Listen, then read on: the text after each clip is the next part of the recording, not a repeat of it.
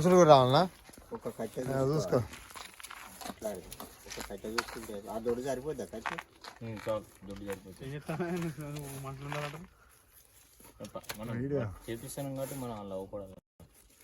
పచ్చిగుంది అయిపోతుంది. ఇంకే పచ్చిగుంది అంటే వేసేసి తొక్కేసాయండి. కాలుతో తొక్కాలి. ఇవి కూసుకోపోతాయి మరి. అందుకే కొద్దిగా రేపు మంచిగా నీడే చేసుకోండి. లేకపోతే కర్ర అందుకో, కర్రతో అందుకో మంచిగా వెడల్పుందా బయట ఒత్తేసేది.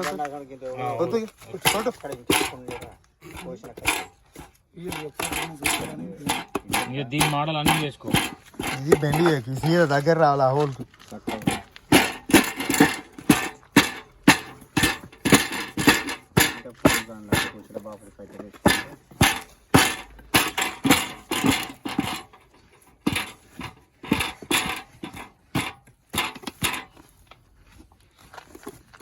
ఒకవేళ కూలింది అనుకో, దీని మీద ఏం చేయాలంటే ఇట్లా కట్టే పెట్టినాక కొద్దిగా మట్టి వేసి అలికినట్టు చేయాలి కథ.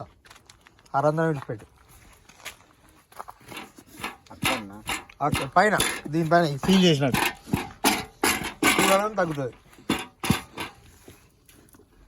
చిన్నది కాబట్టి కూలేదు అంతా. పెద్ద ఎత్తు అయితే కూలుతాడు. తీసేస్తా ఎక్కినాక తీసేస్తా. సేమ్ పొయ్యి అబ్బా.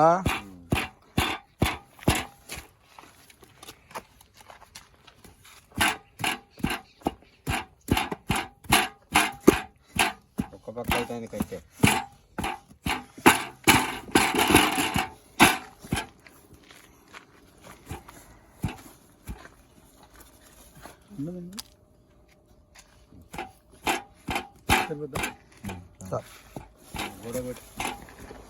ఏం కలవకుండా అంటే నాకు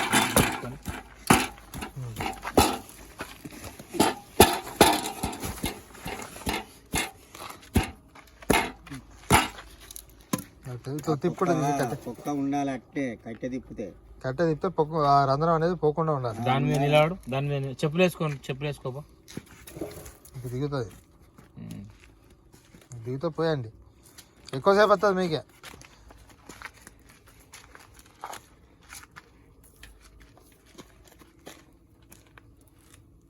బస్తా ఎంత పడ్డది ఇది? 70 రూపాయలు తీసుకుంటాను కేజీ. బత్తకి అందుకే దానికైతే రేట్ తక్కువ. దగ్గర పొంగిపోయి దాట ఏం దాట పియానతో 2 సేటు తిప్పుడు ఎక్కువ దీని మీద అబ్బాయిని ఎక్కితే తిప్పుకుంటుంది. తీ కూలుతుంది.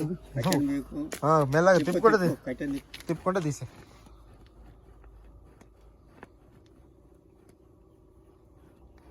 షాప్ కట్టే తెచ్చుకోవాలి.